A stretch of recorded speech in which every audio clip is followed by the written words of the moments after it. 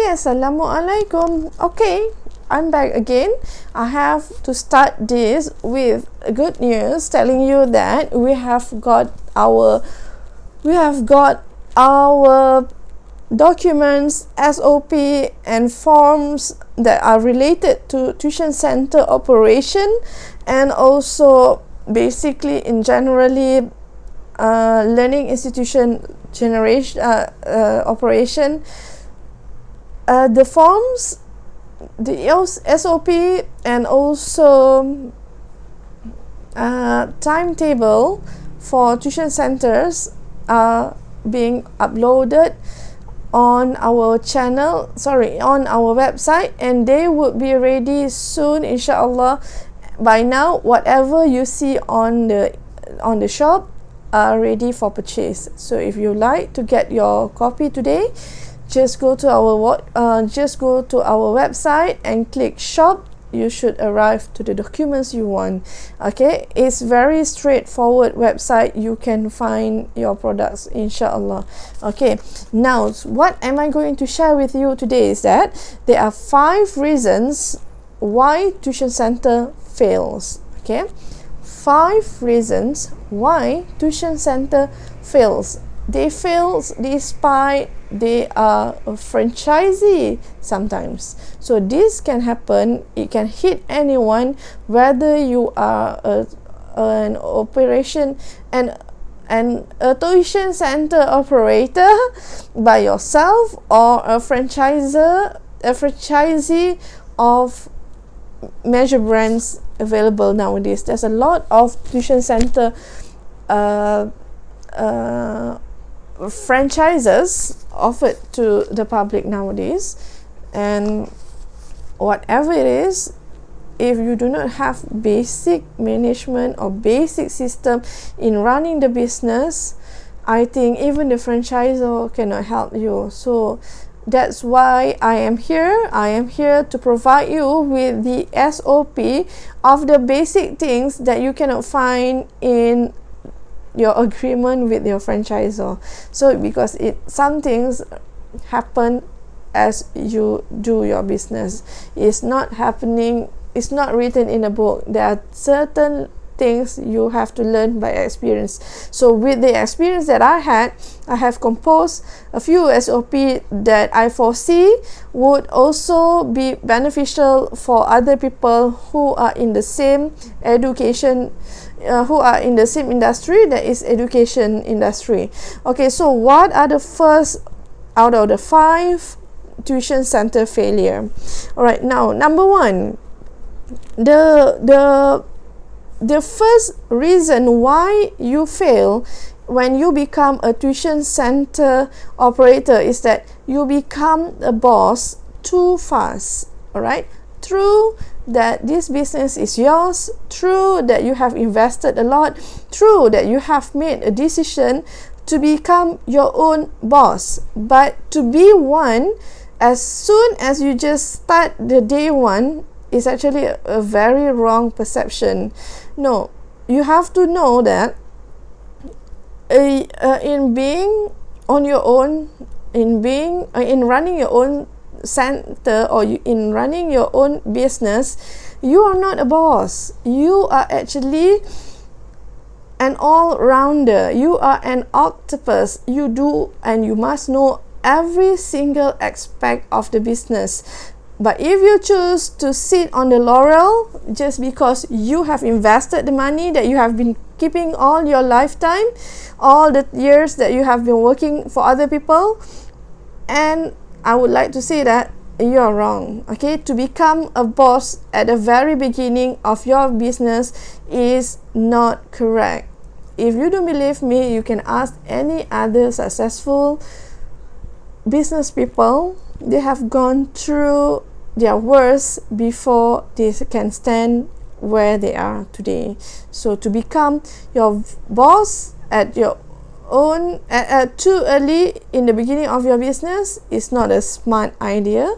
It will soon drag you into failure. So be careful. All right, so that is number 1. Now number 2, you want to be spoon fed. This is a big problem, especially to those who are under franchise program, yes, the franchise said they will lead and teach you from A to Z, but there are certain things you have to remember. Now, number one, they are not going to be in your premise every day. Okay, they are not.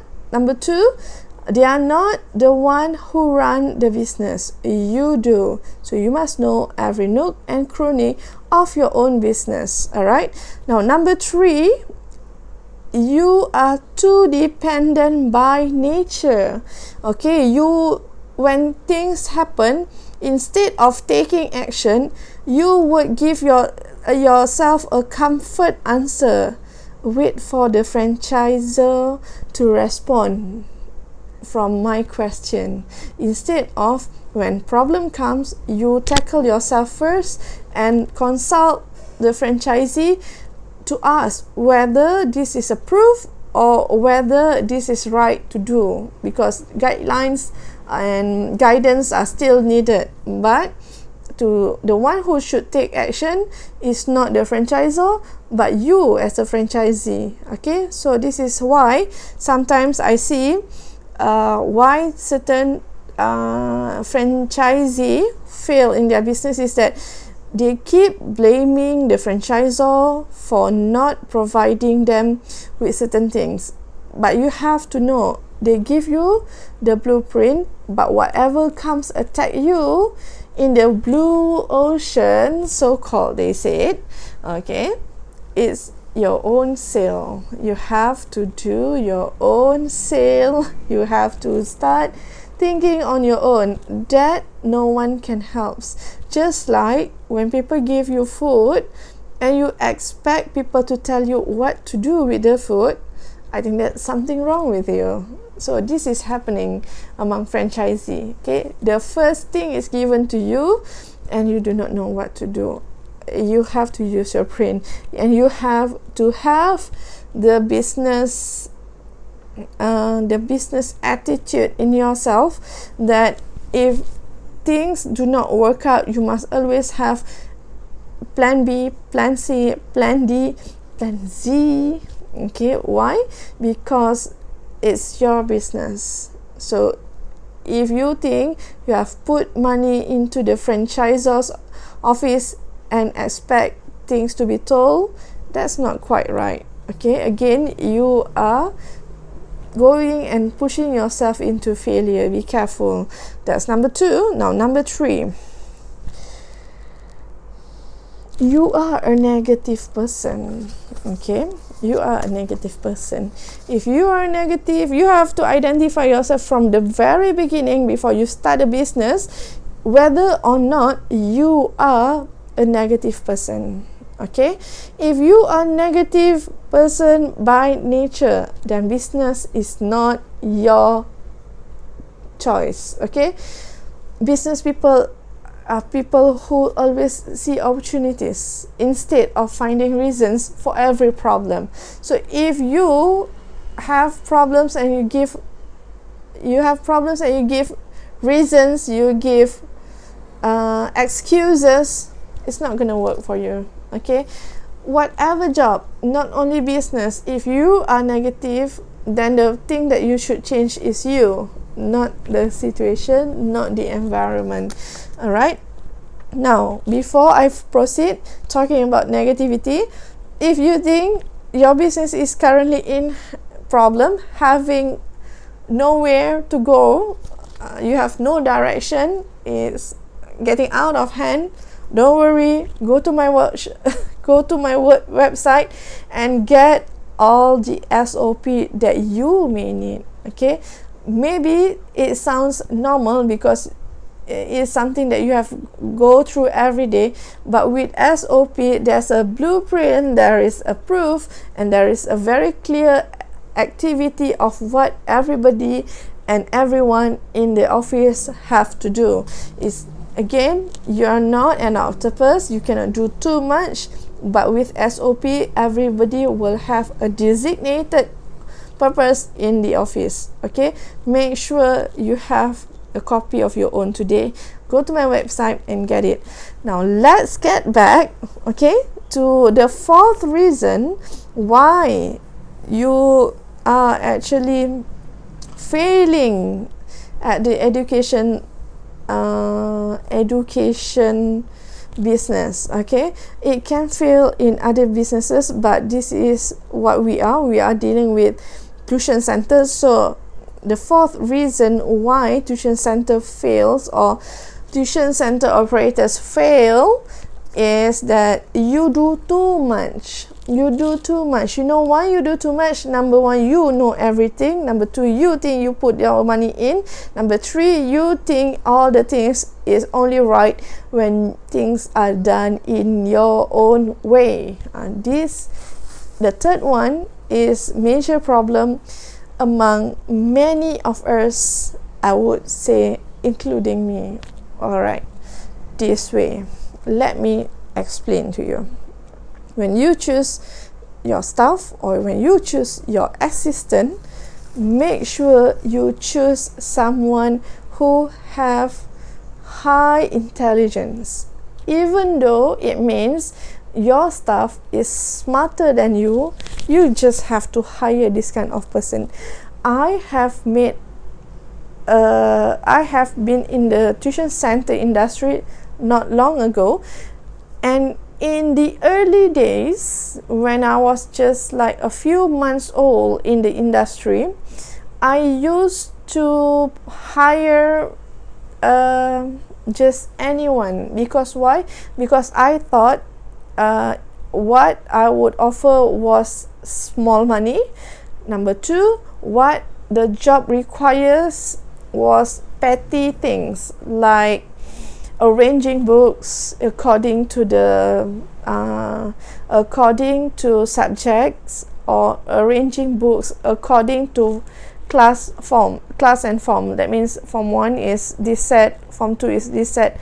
So I had two staff who were actually just someone looking for a job because she was bored at home, so I hired her. It took me only 2 days to finally lose my patience, and I had to slow talk with her and tell her that that day would be her last day to work with me, because after that she took about 2 days to just arrange books, and the books were for primary 4, 5 and 6. So you see there were 3 levels, 3 forms, 4, 5, 6, but she took 2 days for 4 subjects. Okay, so it was a big problem for me. Alright, now compared to when I was on my first year, someone who was unemployed, but she was a graduate in physics, if I'm not mistaken, or chemistry, either one of that. I employed her. Not only I got my things done earlier, but she helped me to tell me what is best for me. So that was better. And then I also had someone who when I had my teachers absent on certain days, she was ever ready to cover the teachers for a few subjects. See, I took someone with very high qualification, a physicians by qualification, and when things got messy, she knows what to do better than me sometimes. So to have a smart staff, a smart worker for me was an advantage. So you should consider that, alright, rather than doing too much. And you have to loosen some of your roles, especially those are not important. You have to give to the people you have hired. And if things get slower than you expected, you have to put down your patience and see if things still get done by the end of the day. If things get done by end of the day, even though it takes you longer hours, then I think you should compromise and be patient a little bit, because it's worth hiring a well-qualified person, even though they are smarter than us, because it will help you to lessen your duties. Okay, stop doing too much, because it's going to fail you. All right, you get exhausted so early, then it's going to mess you up. All right, now last but not least, you do too little. Again, you're being bossy. You don't want to do a lot of things. You don't want to even do what a boss should do. The most important thing what a boss should do is actually customer service, and a lot of you do not like this, because why? Customers comes with a lot of problems, with a lot of complaints.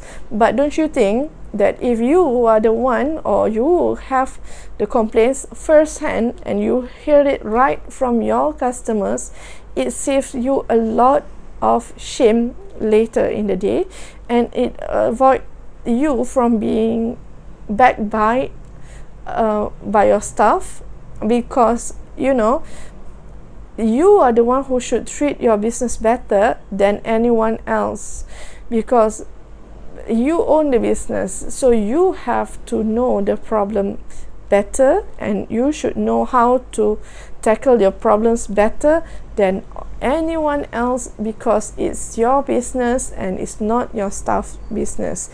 At the end of the day, no one will love your business as much as you do. No wonder how you train your people to love the business as much as you do. It's not going to happen that way. Okay, so you please avoid from doing too little, especially customer service. A lot of owners, I know, they do not like to listen to parents complain. They do not even like to see parents, but parents are the one who pay the tuition fees that give you the profits every month. So if you don't want to see these people, you are actually living in denial. All right, because these are the main person you have to look after, and always remind your staff to look after your parents well as well, because if your staff ill treat your parents or your students or your teachers, again you'll be in trouble. All right, some things, there are certain duties that are exclusively yours, and there are also certain duties in the office that are exclusively belong to your staff. So if your staff fail to do certain work, you must know that it's either you take the job, the donkey job that you don't like, or you have a backup with other staff doing or covering the other stuff. So either way should be your way. And one of the best way to get this thing done is again by having a clear SOP. That's why you need me. All right, so that's all for today. I would like to recap 5 of the reasons why tuition center fail. Right, number 1, you become a boss too soon. No. You become 2, you want to be spoon-fed by your franchisor. I tell you, your franchisors will thank me after watching this. All right, now number 3, you are so negative. Forget about it. All right, you can't live anywhere with your negativity. Now number 4, you do too much. Okay, because you trust too little people. You want things to just work out your way, so you do too much. All right, or again, you're too snobbish at the very beginning of your business. You do too little, or you did nothing. People are working, you spend your time at home with your family. No. Working time, whether you are in your own business or in your own in anywhere you are, you have to have a very clear working hours that suits you best. Maybe you don't have to punch in anymore because it's your own office, but there's still some discipline required in being a boss of your own. So that's all for me today. 5 reasons why tuition center fails. I hope this helped you. And if you have more things to ask or to write or to share, don't hesitate to comment. Or if you like to know more, this will be available on our blog. Thank you for watching. Assalamualaikum.